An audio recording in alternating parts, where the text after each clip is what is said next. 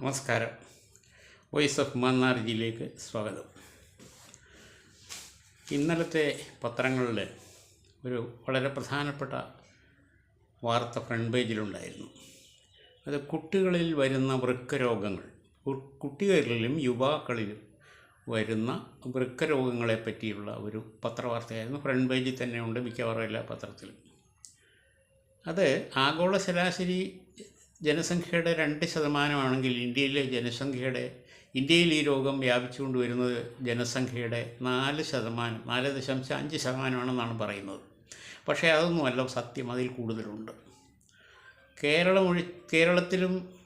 കേരളത്തിൽ വലിയ പ്രശ്നങ്ങളില്ലെന്നാണ് പറയുന്നത്, പക്ഷേ അത് ശരിയല്ല. കേരളത്തിൽ ഏറ്റവും കൂടുതൽ വൃക്ക രോഗങ്ങൾ ഇപ്പോൾ വ്യാപിച്ചുകൊണ്ടിരിക്കുകയാണ്. പ്രായഭേദമന്യേ, അത് നമുക്കെല്ലാം അറിയാവുന്ന കാര്യമാണ്. എല്ലാ ദിവസങ്ങളും വൃക്ക മാറ്റിവയ്ക്കൽ ശസ്ത്രക്രിയയ്ക്ക് നമുക്ക് സഹായം അഭ്യർത്ഥിച്ചുകൊണ്ടുള്ള സാധാരണക്കാരുടെ പത്രവാർത്തകളൊക്കെ നമ്മൾ കാണാറുണ്ട്. സോഷ്യൽ മീഡിയയിലും അത് കൂടുതൽ കാണുന്നുണ്ട്. എന്താണ് ഇതിൻ്റെ കാരണം? ജീവിതശൈലി തന്നെയാണ് അതിൻ്റെ കാരണം. പിന്നെ വളരെ ചെറിയൊരു ശതമാനം ജനിതക വൈകല്യങ്ങൾ കൂടി ഉണ്ടാവാറുണ്ട്. ഇതിന് പരമ്പരാഗത നാട്ടുവൈദ്യത്തിൽ നല്ല ഒന്നാന്തരം പ്രതിവിധിയുണ്ട്. 15 ലക്ഷം മുതൽ 30 ലക്ഷം 50 ലക്ഷം വരെ വൃക്ക മാറ്റിവയ്ക്കൽ ശസ്ത്രക്രിയയ്ക്ക് നടത്തുന്നതിനുള്ള ചെലവ് വരുമ്പോൾ നാട്ടുവൈദ്യത്തിൽ വളരെ കുറച്ച് ലക്ഷങ്ങൾ പോയിട്ട് വെറും 10,000, 10,000, 20,000 രൂപയ്ക്കുള്ളിൽ ഒതുങ്ങുന്ന ചികിത്സാ സമ്പ്രദായമാണുള്ളത് ഔഷധങ്ങളിൽ. അത് ഔഷധങ്ങൾ ഞങ്ങൾ വൈദ്യന്മാരെല്ലാം തയ്യാറാക്കുന്നുണ്ട്.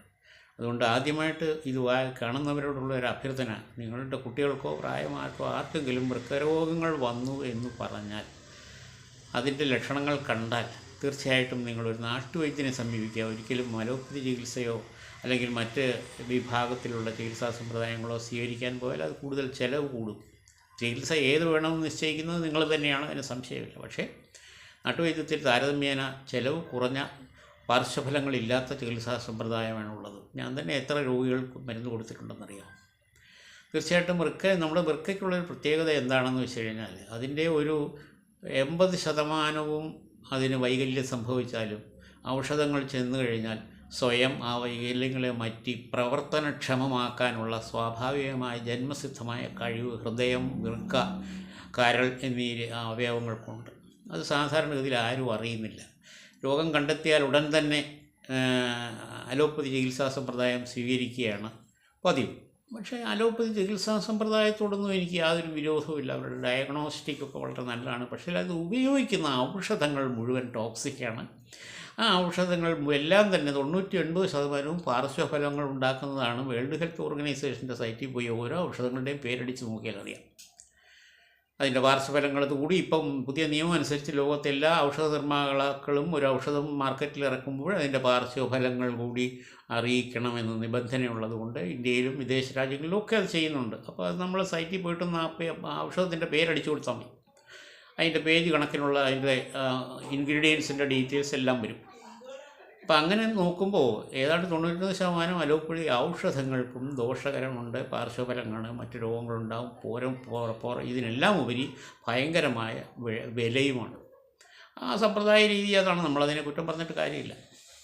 ഏതായാലും പക്ഷേ നാട്ടുവൈദ്യത്തിൽ അങ്ങനെയല്ല. നമ്മുടെ പരിസരത്ത് കാണുന്ന ചെടികളുടെ ഇലകളും തൊലിയും പൂവും കായും വേരും ഒക്കെ കൊണ്ട് കഷായങ്ങളും ചൂർണങ്ങളും ലേഹ്യങ്ങളൊക്കെ ഉണ്ടാക്കി നമുക്കത് രോഗിക്ക് കൊടുത്ത രോഗിക്ക് രോഗശമനം ഉണ്ടാക്കാൻ കഴിയുമെന്നുള്ളതാണ് ഏറ്റവും പ്രധാനപ്പെട്ട വസ്തുത. അതുകൊണ്ട് ഈ ഒരു ജനസംഖ്യയിലെ ഇത്ര ശതമാനം എന്നുള്ളത് ഞാൻ നേരത്തെ സൂചിപ്പിച്ചത് പഴയ കണക്കാണ്. ഇപ്പോഴും ഒരു കണക്കെടുത്താൽ ഏറ്റവും കൂടുതൽ രോഗികൾ നമ്മുടെ കേരളത്തിലായിരിക്കും, അതിന് സംശയം വേണ്ട.